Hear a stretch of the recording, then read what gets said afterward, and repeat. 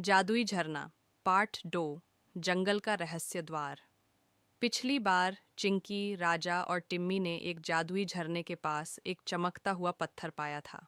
उस पत्थर को छूकर चिंकी को जानवरों की भाषा समझने की शक्ति मिल गई थी, लेकिन वो शक्ति सिर्फ एक दिन की थी। अब कई दिन बीत चुके थे, पर उस दिन की यादें अभी भी चिंकी के दिल में बसी थीं। एक शाम चिंकी अपने छोटे से झोपड़े में बैठी थी। सामने राजा फल खा रहा था और टिम्मी अपनी डाल पर बैठा झपकी ले रहा था।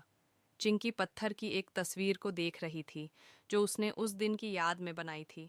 चिंकी ने धीरे से कहा, काश वो जादू फिर से लौट आए। राजा हंसते हुए बोला, अगर फिर से वो शक्ति मिली तो मैं जंगल का असली राजा बन जाऊंगा। उसी पल टिम्मी फड़फड़ाता हुआ नीचे उतरा। उसके पंजे में एक नीला चमकता हुआ पंख था। देखो, ये मुझे गहरी जंगल की गुफा के पास मिला, टिम्मी बोला। ये उसी जादुई पत्थर जैसा चमकता है। चिंकी ने पंख को गौर से देखा। वो सच में हल्की नीली रोशनी छोड़ रहा था। हो सकता है ये उसी जादू से जुड़ा हो, चिंकी ने उत्साह में कहा। तीनों ने तुरंत फैसला किया, अब की बार वो गुफा का रहस्य जानेंगे। सुबह होते ही चिंकी ने अपना छोटा बैग उठाया। राजा उछलता कूदता चल पड़ा और टिम्मी हवा में उड़ चला। तीनों उस दिशा में चल पड़े जहां टिम्मी ने वो पंख पाया था।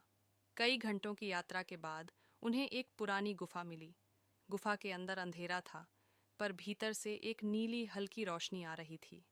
अंदर बढ़ते हुए उन्हें एक बड़ा पत्थरों का दरवाज़ा दिखा, जो हल्के हल्के चमक रहा था। राजा बोला, ये दरवाज़ा कुछ खास है। लगता है इसके पीछे कोई रहस्य छुपा है। चिंकी ने पंख को दरवाजे के पास लाकर रखा। तभी दरवाज़ा धीरे धीरे खुलने लगा। उसके अंदर से तेज नीली रोशनी निकली और एक पत्थर के चबूतरे पर रखा एक चमकता हुआ नीला फूल दिखाई दिया। चिंकी ने बिना हिचक के उस फूल को छू लिया। अगले ही पल सब कुछ बदल गया। चिंकी को ऐसा महसूस हुआ जैसे वो उड़ रही हो, और फिर वह खुद को एक अजीब सी जगह पर पाई। रंग बिरंगी रोशनी, तैरते हुए बादल और एक सिंहासन। वह राजा के सपने में थी। राजा एक सोने का मुकुट